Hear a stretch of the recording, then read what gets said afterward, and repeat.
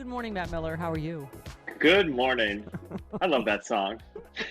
I'm It's more great. I'm more interested in the fact that you, although I'm a childless loser, you do have kids and you are going equally insane in lockdown. You said you're thinking of writing a parenting book entitled "Does This Stuffed Animal Smell Like Pee?"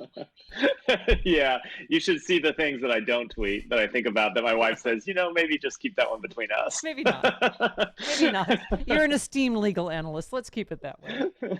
Right. Let's talk about. So this prosecutor is Nora Danahee, who you obviously know, top aide to John Durham in the Russia investigation, has not so quietly resigned, but at least partly out of concern. The investigative team is being pressed for political reasons to produce a report before its work is done. She is a highly regarded prosecutor. I mean, Matt, how many people can say how irregular this is? Right. First of all, prosecutors don't issue reports, and they're obviously being pushed to issue a report before the election, right? Even before they're Yeah. finished. The DOJ, it's supposed to be the opposite, right? That they don't get involved anywhere near elections. Clearly, there's pressure from Barr, right? Yeah, absolutely. Three quick things. One, you usually never see prosecutors leave the department in protest or leave cases in protest over how they're being handled. It happens all the time now. Yeah, It's Stone, happened in Flynn. the Flynn case, happened in the Stone case. It's happening here. I can tell you the number of times it happened in 8 years of the Obama administration. Zero. It never happened because while people may disagree with the outcome of cases, there may be policy differences. Maybe you think, oh, we shouldn't be this charge, but this should be this charge. No one thought they were being pressured to act unethically or inappropriately. The second thing with regards to issuing reports, there are some sometimes when the department may decide it's appropriate to issue a report for law enforcement reasons. The Michael Brown shooting in Ferguson was one where at the end of the investigation, DOJ decided, you know what, there's an overriding public interest to do so here. And I don't think that's the case here, but let's say that you believe this was an appropriate investigation to undertake, which I don't. But let's say you did. There is no reason why you need to release that report before the election. There is no law. The DOJ rules that you alluded to are basically you don't do anything that could have an impact on the election sort of in the last 60 days. And what that means, it's not just talking about public actions. It means if I'm going to send a subpoena involving an elected official on the ballot to a company he or she works for, and there's no reason I need to send that subpoena now. I'm not worried about people destroying evidence, or if it's a case of a witness, I'm not worried about a witness claim. I'll wait and do it after the election in case it leaks and hurts the election, let alone something I'm trying to do publicly. There's no conceivable law enforcement interest at stake here, and there's no conceivable public interest that could be, that couldn't be achieved by releasing this report on, say, November 15th. So the fact they are going to do it anyway, or they seem like to do it anyway, tells you exactly what's going on here. And you say she is incredibly well-respected prosecutor, not the type of person that would take this step for no reason. I mean, here we are last night. Trump actually let a cheer lock him up about Obama. And, he said, we'll see what happens. I mean, this also strikes me, Matthew, as sort of like the Ukraine-Biden whole impeachment thing, that they just need to say someone's under investigation even near the election, right? Even if they don't know it's all bull, right? They can say, oh, well, it's, this interim report says that Obama himself Biden is under investigation. It's just... this is really what it is, isn't it? It's insane. It's just, it's trying to create the appearance of something, just like with Hillary, the emails, which turned out to be nothing, right? Yeah, I think that's exactly right. And as an impeachment, they're using official government resources inappropriately, abusing their power to try to get this outcome. I think there's another thing too that we maybe lose sight of a little bit. Yes, I think they're obviously trying to dirty up anyone close to Joe Biden, anyone from the Obama administration. But I also think there's something there's a message they're trying to communicate here, which is that the Russia investigation wasn't an appropriate investigation. Everything you heard people saying about foreign interference, you shouldn't really believe. They may not say that directly, but that's the message they want people to hear. And I think they want to send that message in the last month before the election. So if Russia interferes again, let's say we see a bunch of Biden campaign emails leaked out into the public sphere in the last 2 weeks before the election, like happened 4 years ago, they can say, well, we just put out this report everything you heard 4 years ago wasn't true. Everything you heard about Yeah. Russia Yeah. wasn't true. You shouldn't believe this either. It's Yeah. giving Putin a license to do it all over again, I think is another goal of this probe. Yeah. Yeah. Well, clearly. Okay. Can we talk about Rudy Giuliani is working with, of course, an active Russian agent? And you just said, good grief, this is the same stupid excuse Manafort used when he said it's not like these people wear badges that say I'm a Russian intelligence officer. I mean, give me a break that he didn't know this guy is. Yeah. Yeah. He knew. They all know. Everybody knows. It's been public. Even if he didn't know from dealing with him, it's been public who this guy is. They have made no secret. And by the way, it's not just Rudy Giuliani. You have Ron Johnson, the Republican chairman of a Senate committee investigating Biden and people, other issues related to this. That has been, meeting with some of these same Ukrainian operatives who appear to be acting on behalf of the Russian government. It's not just Trump and his campaign. You have Republicans on the Hill doing the same thing, showing that they just don't care about the usual rules. They will do whatever it takes to try to win this election, even if it means, working as kind of active, launderers for the Russian government. Well, Matt, I've said that I don't think we've ever seen this many outward, obvious ways that people are trying to cheat to win an election. I mean, now it's not just Russia. It's, you talk about DeJoy. I mean, Louis DeJoy at the post office. Yeah. Dan Pfeiffer said DeJoy's rise as a GOP fundraiser was powered by a series of state and federal crimes. And you say then he lied to Congress is itself a crime. In a normally functioning DOJ, there would be a criminal investigation open tomorrow based just on the facts in this story. And that's before him deliberately destroying the post office to alter the election, right? Yeah, straight up crime. I mean, the kind of campaign finance crime that DOJ prosecutes people for all the time. And usually when you see a report like the Washington Post report on DeJoy that sort of blew this all into the public sphere, DOJ would open an investigation that day. You'd have subpoenas sent. It'd be probably a U.S. Attorney's Office doing it without even checking in with Main Justice. Maybe that's happened here.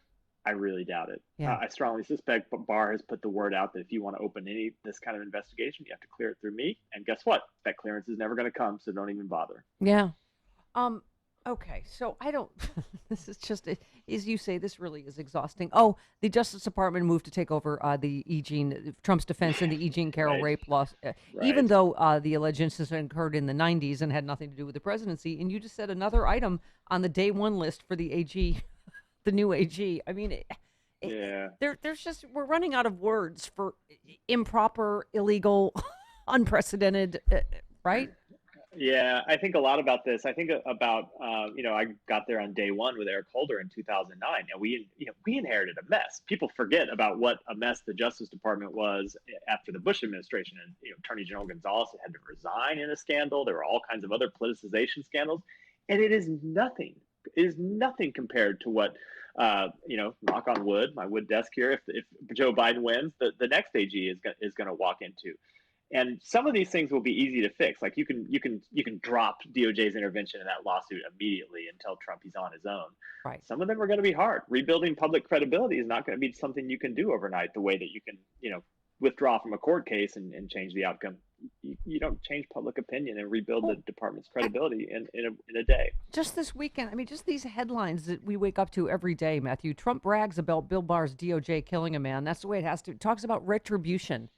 Something we don't use in our justice, system here in America. These are death squads that we would, I mean, this whole, and again, we don't know the truth of whether this was in self-defense. This Antifa protester shot this far right-wing protester. He claims in self-defense. Well, they didn't even try to arrest him. They shot him. He's eating a gummy worm, walking to his car, and they shot him to death. No, not even an attempt at an arrest. And we're waking up to this in our America. It becomes another day, right? Yeah, look, obviously, violence is inappropriate, whoever commits it. And anyone who commits violence should be arrested, should be prosecuted to the full extent of the law. The problem, and that ought to apply to anyone, no matter their political beliefs, whether they have political beliefs at all, whether they're acting them. The problem with what we see from the Justice Department is the way Bill Barr talks about enforcement of the law, he talks about Antifa and left-wing squads, when the Justice Department's actual arrest records show you that the people who are committing these types of crimes and are being arrested and prosecuted for political violence tend to be overwhelmingly on the right.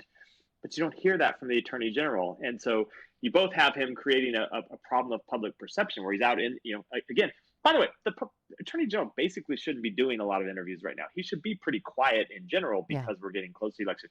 You have him out doing all these interviews that are clearly designed to influence the election. And you wonder what it means for what they're actually doing in terms of law enforcement priorities as well, whether they're going to start trying to police certain people more than others, trying to, it is once you have the breakdown of the rule of law and you have the police, the sort of state police force being used to police one set of people and not another. Well, Trump, it's terrifying. That's authoritarianism. Trump just said it. We'll put them down. Meaning, if there's protest when he steals the election again, you know what I mean? It's like, we'll just put them down. I mean, he's threatening violence against people, right? It is straight up authoritarianism, and it has been easy sometimes to dismiss Trump because he just sort of foams at the mouth, and oftentimes he says these things and nothing ever happens. It's not as easy to dismiss it when you have Bill Barr carrying out a lot of his orders, and I have a hard time thinking of something so inappropriate that Trump and Barr wouldn't do it. That's the thing that scares me. Let me get you on two other things real quick. John Gleason rips DOJ, says Michael Flynn committed perjury. So this is John Gleason, right, the retired federal judge and former mob prosecutor. So he said in straightforward fashion that the Flynn case is illustrative of a pattern of the DOJ trying to give special treatment to a criminal defendant because he is favored by the president. He argued in June that Flynn committed perjury, deserved to be punished for it, took direct aim at the DOJ's motivations for intervening in a case in which the defendant pled guilty twice for lying to the FBI. I mean, I thought the most interesting thing that Peter Strzok said, which I guess is like, you don't even need to be a lawyer to kind of go, why would Flynn lie about things he knew that we would know he was lying to us about? Well, to protect the president, because the president ordered him to do it, or knew all of this, right? I mean, and that's why that pardon wouldn't stand, right? Because it's to help, obviously, protect Trump. It was all along. The reason Flynn lied about something so obvious is if you admit to what happened on the call, you then have to answer the next question, which is, well, who did you talk to about this beforehand? Who did you talk to about it afterwards? Right. What did the president think? What did people around him think? And it always seemed like that's what Flynn was trying to avoid disclosing. And it seems that's why, if you go back to the very beginning, Donald Trump told Jim Comey, why don't you let this go? I mean, it has been just a straight cover up from day one. Yeah. Quickly, prosecutor quits Trump's law enforcement commission, saying the fix is in. I mean, I guess we have to look for the sliver of light, don't we, Matt? And go, there are principled prosecutor people, some that are at least whistleblowers that are standing up. So this commission that seems designed to be geared for his law and order message, and he just basically, an elected prosecutor who took a role in Trump's presidential commission on law enforcement has resigned, telling Bill Barr he's concerned the commission is intent on providing cover for a predetermined agenda that ignores the lessons of the past and will issue a final report that will only widen the divisions in our nation. It ignores problems in policing and will just be so we do still have people of principle, don't we, that are standing up. Can I use that to come back to the very first question you asked me? There have been principled people who are willing to stand up. Alex Vindman, Fiona Hill, Nora Danahee, as of last week. The John Durham that I knew at the Justice Department, who conducted a very sensitive law investigation for Eric Holder, never would have allowed himself to be used as a pawn for politics. I've been disturbed with how, I don't know how he's conducted the investigation, but I've been disturbed with a statement he put out that I think was, one, inappropriate and two, misleading. I still have some hope that John Durham is not going to allow himself to be used this way by Bill Barr. And I hope that what Nora Danahee did was a signal to him. And if Barr is trying to do what it seems like Barr is trying to do, John Durham is going to stand up and say, no, maybe I'm being naive. Maybe he's going to get used. Maybe he's not the guy I thought he was. Maybe you are naive. Maybe you are naive, and that stuffed animal does not smell like pee, Matt. Yeah, Miller, that's right. But when in fact it always does, even when I don't want it to. Maybe so, but I have a little hope that John Durham or someone else at the Justice Department will stand up and say, No. Enough. And I end on a note of hope from you on Twitter, which I believe too, why we're going to win, because you said Trump is just exhausting. No weekends, no holidays, no Yeah, days off from his BS for 4 years now. I think people it's are true. exhausted. Yeah. It's true. I'd love to go back to having a day without thinking about the president. Yes, and I love your downward spiral as a parent in quarantine, where you had ambitious plans, and then you're like, here is a pound of crackers and an iPad. Go in the basement and don't talk to mommy or daddy all day. That's right. I just discovered that this office I'm sitting in, my home office, I discovered a few weeks ago, it has a key that locks it from the inside, which I didn't know about, and it has been Oh. a life changer. Oh, daddy's little piece, daddy's peace cave. Okay. Daddy's in here with his bourbon. Please stay away. Daddy's bourbon cave is locked. Love you, Matt Miller. Thank you. Love you. Take care. Bye bye.